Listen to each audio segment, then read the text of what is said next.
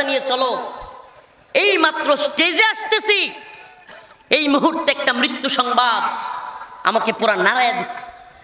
এই মুহূর্তে এই যে স্টেজে আসতেছি, স্টেজে উঠবো, মোটরসাইকেলে উঠছি, এই মুহূর্তে আপনাদের সুপরিচিত মুখ, বাংলাদেশের একজন উদীয়মান হাফেজ, সারা পৃথিবী যাকে চিনে, সারা পৃথিবীর বুকে বাংলাদেশকে উজ্জ্বল করেছে, 110টা বা আরো বেশি রাষ্ট্রকে পিছনে ফেলে যে ছেলেটা সারা পৃথিবীর বুকে বাংলাদেশকে উড্ডীন করেছে, সেই বিশ্বজয়ী কারি, বিশ্বজয়ী হাফেজ নাজমুস সাকিব, আমার এলাকার সন্তান, ময়মনসিংহের সন্তান। নাজমুস সাকিবের আম্মা একটু আগে ইন্তেকাল করেছেন। একটু আগে আমাকে হঠাৎ করে বলতেছে যে অসুস্থ, আম্মাকে নিয়ে হসপিটালে যাচ্ছি। এই কিছুক্ষণ আগে ফেসবুকে দেখলাম ছেলেটা লিখলো, আম্মা আর নেই, আমি এতিম হয়ে গেছি। সুবহানাল্লাহ। ইন্না লিল্লাহি ওয়া ইন্না ইলাইহি রাজিউন, ইন্না লিল্লাহি ওয়া ইন্না ইলাইহি রাজিউন। ও নওগাঁর মুসলমান, একটু বিবেকের বন্ধ দরজা, বিবেকের যে তালা মেরে রাখছেন, ওই তালাটা একটু খুলেন। নেতা হওয়ার খাহেশাত, মেম্বার হওয়ার, চেয়ারম্যান হওয়ার, অমুক হওয়ার, তমুক হওয়ার, বড় চাকরি পাওয়ার, নওগাঁয় বাড়ি করার, বাসা করবার অনেক খেয়াল, অনেক প্ল্যানিং করে রাখছেন, কিন্তু এটাই জানেন না এই প্রোগ্রাম থেকে উঠে বাড়ি পর্যন্ত যেতে পারবেন কি পারবেন না। ও মুসলমান ইমানদার, এজন্য প্রকৃত সফলতার দিকে আমাদেরকে এগিয়ে যেতে হবে। এমন সফলতা নয় যেটা বাচ্চা অসুস্থ হইলেই মনে হয় যা দুনিয়াতে এর চেয়ে কষ্ট আর কিছু নাই, মা মারা গেলে মনে হয় এর চেয়ে কষ্টের আর কিছুই নাই, স্ত্রী অসুস্থ হয়ে গেলে মনে হয় হায়রে আর কত কষ্ট। অনেক আনন্দে আছেন, অনেক ভালো, অনেক ফুর্তি করতেছেন, হঠাৎ করে পরিবারের কেউ বড় ধরনের অসুস্থ হয়ে গেছে, বলেন এই লোকের আর কোনো শান্তি থাকে? বাচ্চা অসুস্থ হয়ে গেছে, দৌড়ায় হসপিটালে নিয়ে যাওয়া লাগতেছে, বাড়িতে বিয়ে, আনন্দ ফুর্তি, কিন্তু ফুর্তি কি থাকে? এই দুনিয়ার আরাম আয়েশ, শোক, সমৃদ্ধি, এগুলা এতটাই ক্ষণস্থায়ী। নড়াচড়া করবে না ভাই, এই হকার ভাই, এই ছেলে বসে যাও একটু, হ্যাঁ তোমার যা কিছু আছে সব প্রয়োজনে আমাদের কাছে বিক্রি করে দাও, তাও এভাবে ঘোরাফেরা করো না মাহফিলের মধ্যে। একটু বিবেকের বন্ধ দরজাটা খুলেন, আজকে ওই আলোচনা একটু মন দিয়ে একটু শুনবার চেষ্টা করেন।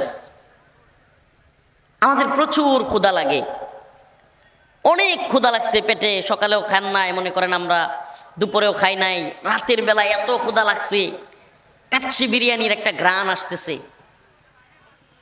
নাকের মধ্যে, কাচ্চি বিরিয়ানির একটা গ্রান আসতেছে, সকালেও খাওয়া নাই, দুপুরেও খাওয়া নাই। মন বলবে যে ডেক পুরাটা, আপনারা কি বলেন, পাতিল ডেক না কি কোন ডেক পাতিল পুরাটা আজকে শেষ করে দিলাম একাই। কিন্তু যখন আপনার পর্যাপ্ত খাবার 1-2 প্লেট খাওয়া হয়ে যায়, তারপরে যদি কেউ বলে যে আরো 2 প্লেট তোমাকে খাইতে হবে, এটা কি তখন আর আরাম থাকে নাকি শাস্তি হয়ে যায়? আমার কথা বুঝতেছেন? তাইলে বুঝলেন এই দুনিয়ার আনন্দটা কতটুকু স্থায়ী। মানে ওই 2 প্লেট পর্যন্তই, এরপরে আর কি উপায় নাই। প্রতিদিন 1 প্লেট খান, অতিরিক্ত চাহিদার কারণে হয়তো আরেক প্লেট খাইতে পারবেন, কিন্তু যদি ওই 2 প্লেটের পরে আরো 2 প্লেট খেতে বলা হয়, এটা কি আরাম হবে না শাস্তি? বলেন না, আরাম না শাস্তি?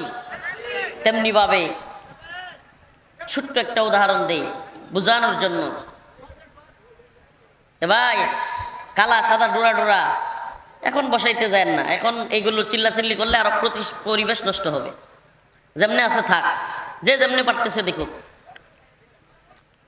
তো মনে করেন আমরা যেমন মাহফিল করি, অনেকে আসলে আমাদের আল্লাহ মাফ করুক কষ্ট অনেকেই বুঝার চেষ্টা করে না, সারা রাত সজাগ থাকতে হয়। এই যে প্রোগ্রাম করে যাইতে যাইতে ফজর হয়ে যায়, অনেক সময় গাড়িতে ঘুম ধরে না, ঘুম হয় না, এইভাবে সজাগ থাকতে থাকতে মাঝে মাঝে ঘুমাইলে মনে হয় হাইরে আর যদি কেউ ডাক না দিত, ঘুমাইতেই থাকতাম, কিসের খাওয়া দাওয়া সব বাদ।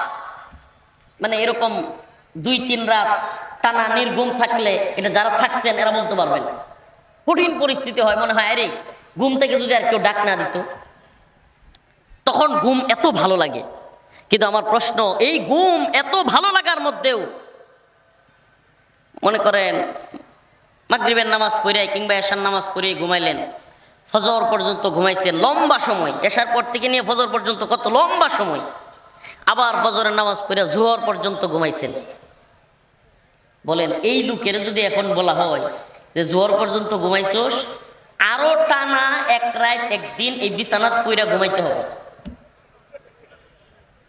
নাইলে উঠতে পারবি না, বলেন এটা কি তার জন্য তখন আর আরামের থাকবে? পিঠ বিছানার মধ্যে লাগাইতে আর মন চাইবে নাকি আরাম শেষ? শেষ। এই দুনিয়ার প্রশান্তি, এই দুনিয়ায় যেগুলোকে অনেক কিছু মনে করি আমরা, খাওয়া, আরামে ঘুমানো, আরেকটা আছে বেড়ানো। অনেকের বেড়ানোর শখ থাকে, ঘোরাফেরা ভালো লাগে, কক্সবাজার যাইতে ভালো লাগে, সেন্ট মার্টিন যাইতে ভালো লাগে, কুয়াকাটা, বরিশাল কুয়াকাটা যাইতে ভালো লাগে, টাঙ্গুয়ার হাওড়ও যাইতে ভালো লাগে, আরো অনেক জায়গা আছে দেশে ঘোরার মতো, চিড়িয়াখানায় যাইতে, এক একজনের এক একটা। তো জিজ্ঞেস করতে চায়, মনে করেন কক্সবাজার গেছেন বেড়াইতে, খুব ভালো লাগছে বেড়াইতে আপনার, কিন্তু যাওয়ার পরে 1 সপ্তাহ 10 দিন থাকছেন, ওই নদীতে গোসল করছেন, ঘোরাফেরা করছেন, 10 দিন পরে যখন বাড়ির কথা মনে উঠবে, হ্যাঁ কতদিন হয়ে গেল বাড়িতে যাই না, ওইদিকে বাড়ির লোকেরা ফোন দিবে, কিংবা যদি বিবাহিত হয় বাচ্চারা ফোন দিবে, এখনো আসো না। বলেন তখন কি আরো কক্সবাজার ঘুরতে আর ভাল লাগবে? ও মুসলমান ইমানদার, ও নওগাঁবাসী, যে বিষয়টা আমি আপনাদেরকে বুঝাইতে চাইলাম, এই দুনিয়ার যত ভালো লাগা, যত ভালো মানের খাবার আপনার পছন্দ, খাইতে খাইতে পেট ভরে গেলে আর ভালো লাগবে না।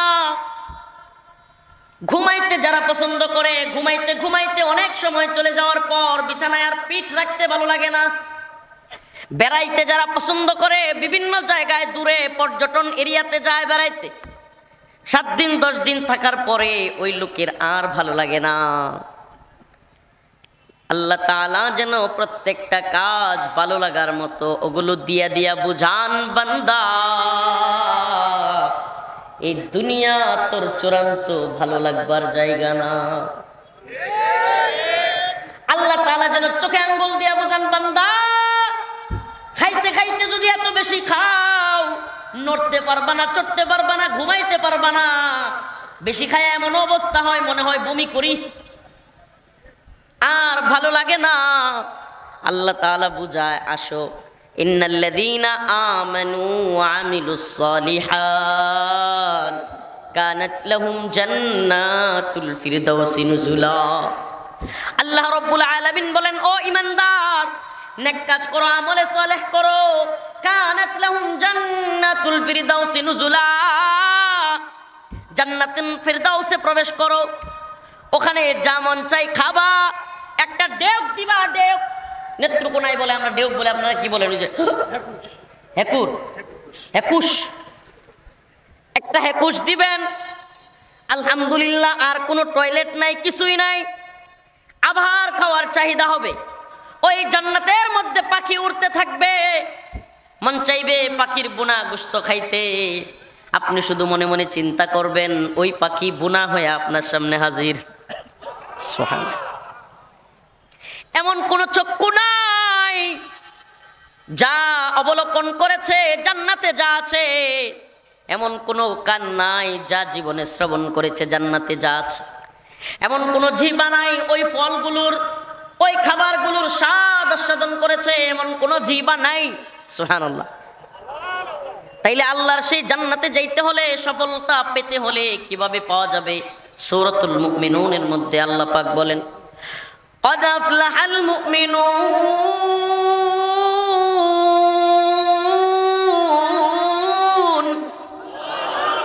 الذين هم في صلاتهم خاشعون। আল্লাহ রাব্বুল আলামিন বলেন, মুমিনরা সফল। কারা সফল? কাফেররা সফল, মুনাফিকরা সফল, ইহুদিরা সফল, নাসারারা সফল, মালউন মুশরিকরা সফল। কারা সফল? কদ আফলাহাল মুমিনুন, মুমিনরা সফল। মুমিনরা তো এমন সফল, আল্লাহ রাব্বুল আলামিন বলেন, যদি ঈমানদাররা আমি আল্লাহর উপর আস্থা এবং বিশ্বাস রাখে, পৃথিবীর সমস্ত তাগুতি শক্তি, পৃথিবীর সমস্ত কুফফার শক্তি আমার বান্দাদেরকে থ্রেট দিতে পারবে, হুমকি দিতে পারবে, কিন্তু আল্লাহ বলেন কাম মিন ফিয়াতিন কালিলা, কাম মিন ফিয়াতিন কালিলাতিন গালাবাত ফিয়াতান কাসীরাতান বিইذনিল্লাহ। ওই আমেরিকার জর্জ ডব্লিউ বুশ মোল্লা ওমর রাহিমাহুল্লাহকে হুমকি দিয়েছিল, মোল্লা তোমার আফগানকে আমরা মাটির সাথে মিশায়া দিব, ওসামা বিন লাদেনকে আমাদের হাতে তুলে দাও। মোল্লা ওমর রাহিমাহুল্লাহ বলেছিলেন, উলামায়ে কেরাম ওনাকে বুঝাইতে গেলেন, রাশিয়ার সাথে যুদ্ধ করে মোল্লা একটা দেশ পাইছো, সুন্দরভাবে পরিচালিত হচ্ছে, কোরআনী শাসন আছে, এক ওসামা বিন লাদেনের জন্য এই সুন্দর দেশটাকে ধ্বংস করিও না। উলামায়ে কেরামের এক কাফেলা বাংলাদেশ, পাকিস্তান, বিভিন্ন দেশ থেকে, আমি নাম বলতে চাচ্ছি না, উলামায়ে কেরাম গিয়া মোল্লারে বুঝাইল। 90-এর দিকের ঘটনা, 2000-এর দিকের ঘটনা। মোল্লা ওমর রাহিমাহুল্লাহ চিৎকার করে বললেন, ও আলেম সমাজ, আপনারা আমার মাথার তাজ, আপনাদেরকে সম্মান করি, কিন্তু আমাকে দেখান আল্লাহ রাসূল সাল্লাল্লাহু আলাইহি ওয়াসাল্লাম তার জিন্দেগিতে কোন কাফেরের ভয়ে, কোন মুশরিকের ভয়ে, কোন সাহাবায়ে কেরামকে আল্লাহর রাসূল মুসলিম কোন ভাইকে কাফেরদের হাতে তুলে দিয়েছেন, এটার একটা প্রমাণ আমাদেরকে দেখান। নাম্বার 2, হে প্রিয় উলামায়ে কেরাম, আপনাদেরকে বলি, জর্জ ডব্লিউ বুশ হুমকি দিয়েছে, আমরা ওসামা বিন লাদেনকে না দিলে, তাদের হাতে তুলে না দিলে তারা আফগানকে মাটির সাথে মিশিয়ে দিবে। আমি মোল্লা ওমর আমার রব্বে কাবার কসম করে বলতে চাই, আমার রব যে ওয়াদা করেছে, ইন্নাল্লাহ ইশতারা মিনাল মুমিনিনা আনফুসাহুম ওয়া আমওয়ালাহুম বিআন্না লাহুমুল জান্নাহ ইকাতিলুনা ফি সাবিলিল্লাহ ফায়াকতুলুনা ওয়া ইউকতালুন। আমার আল্লাহ ওয়াদা করেছে, মুমিনরা যেন তার জান মাল দিয়ে আল্লাহর পথে যুদ্ধ করে, লড়াই করে, আল্লাহ ওয়াদা দিয়েছেন মুমিনরা বিজয়ী হবে। আমি মোল্লাও দেখতে চাই আমার রব্বে কাবার ওয়াদা সত্য নাকি এই বন্ড জর্জ ডব্লিউ বুশের ওয়াদা সত্য। মোল্লা ওমর রাহিমাহুল্লাহর ঐতিহাসিক কথা উনি দেখে যাইতে পারেন নাই, কিন্তু 2021 সালের 15 আগস্ট প্রমাণ হয়েছে জর্জ ডব্লিউ বুশের ওয়াদা মিথ্যা, রব্বে কাবার ওয়াদা সত্য। আফগান জাতির কাছে মাথা নত কইরা বাপ ডাইকা সাইরা দে মা কান্দাবাসি বইলা বিদায় নিছে। যে আফগান তালেবানকে বলছিল জঙ্গি, মৌলবাদী, উগ্রবাদী, সন্ত্রাসী, তালেবানরা কি বলছিল? জঙ্গি, মৌলবাদী, উগ্রবাদী, সন্ত্রাসী। সেই তালেবানের সাথে চুক্তি করলি লজ্জা শরম নাই, মাইরের উপরে কোনো ঔষধ নাই। আজকের পৃথিবীতে ওই জর্জ ডব্লিউ বুশের প্রেতাত্মা বর্তমান আমেরিকার প্রেসিডেন্ট ডোনাল্ড ট্রাম্প, এই বদমাশ পুরো পৃথিবীতে আবারও মুসলমানদের মধ্যে যুদ্ধ বাঁধিয়ে দেওয়ার এক মহা ষড়যন্ত্র করতেছে। অমুসলমান ইমানদার, আমাদের দেশে কিছু আমেরিকান এবং পশ্চিমাদের পালিত বালক আছে, আমি এদের নাম দিচ্ছি পালিত বালক। এরা শুধু ওয়েস্ট ওয়েস্ট ওয়েস্ট ওয়েস্ট করে, পশ্চিম পশ্চিম করে, উন্নত বিশ্ব উন্নত বিশ্ব। এই আমেরিকার প্রেসিডেন্ট ডোনাল্ড ট্রাম্প কিংবা এই আমেরিকান পলিসির কারণেই ফিলিস্তিনের মুসলমানেরা যুগের পর যুগ ইসরায়েলি বর্বর হানাদার বাহিনীর কাছে আঘাতপ্রাপ্ত হচ্ছে। আমেরিকার টাকায়, আমেরিকার অস্ত্রে, আমেরিকার শেল্টারে ফিলিস্তিনি মুসলমানদের উপর বছরের পর বছর নির্যাতন, নিপীড়ন চালানো হচ্ছে। এখন আফগানিস্তান থেকে মাইর খায়া নিজেরা তো ভাগছে, কিন্তু নিজেদের ডলার দিয়া পাকিস্তানে কিছু পালিত বালক তৈরি করছে। এই শাহবাজ শরীফ, পাকিস্তানের বর্তমান যে প্রধানমন্ত্রী, এগুলো হলো আমেরিকান পালিত বালক। ডোনাল্ড ট্রাম্প নোবেল পায় নাই, কয়েকদিন আগে নোবেল পুরস্কার দিছে। ডোনাল্ড ট্রাম্প নোবেল পায় নাই, এতে যতটা না আমেরিকার লোকেরা নারাজ হয়েছে, তার চেয়ে বেশি এই পালিত বালক নওয়াজ শরীফের ভাই শাহবাজ শরীফ আরো বেশি নারাজ হয়েছে। সে বিভিন্ন দেশে বক্তৃতায় গিয়া ট্রাম্পরে খুশি করবার জন্য বলতেছে, ট্রাম্পরে নোবেল না দেওয়াটা ঠিক হয় নাই, ট্রাম্প বেশি যোগ্য ছিল নোবেল পাওয়া। এখন প্রিয় মুসলিম উম্মাহ বলবেন, হুজুর এই আন্তর্জাতিক আলাপ সালাপ আমরা লোকে গ্রামে আইসা করতেছেন। ও মুসলিম উম্মা, একটু সজাগ হবেন। মুসলমানদের মধ্যে কিভাবে ঝগড়া লাগায় দেয় দেখেন। ওই ডোনাল্ড ট্রাম্পের কথায় ওই আমেরিকান ডলার খায়া, মার্কিন ডলার খায়া এই পাকিস্তানের সেনাবাহিনী, এই পাকিস্তানের জেনারেলরা ৭১ যেমন বাংলাদেশে মুসলমানদের উপর হামলা করেছিল, আমেরিকাকে খুশি করবার জন্য একটা স্বাধীন সুন্দর শরিয়া প্রতিষ্ঠিত রাষ্ট্র আফগানিস্তানে এই পাকিস্তানি জেনারেলরা হামলা করছে। প্রিয় ভাইরা আমার, বন্ধুগণ আমার, এই জন্য এদের ব্যাপারে সতর্ক থাকতে হবে। পুরো পৃথিবীতে মুসলিম উম্মাহকে আমাদেরকে জানায় দিতে হবে, পুরো পৃথিবীর মুসলিম উম্মার সবচাইতে বড় শত্রু হলো আমেরিকা। পুরো পৃথিবীর মুসলিম উম্মার সবচাইতে বড় শত্রুর নাম কি? সাপের মাথা হলো আমেরিকা। ওই সাপের মাথা যদি কেটে ফেলতে পারেন, ইসরায়েল নামক এই ছাগলের ৩ নাম্বার বাচ্চারা এমনি শুয়ে যাবে।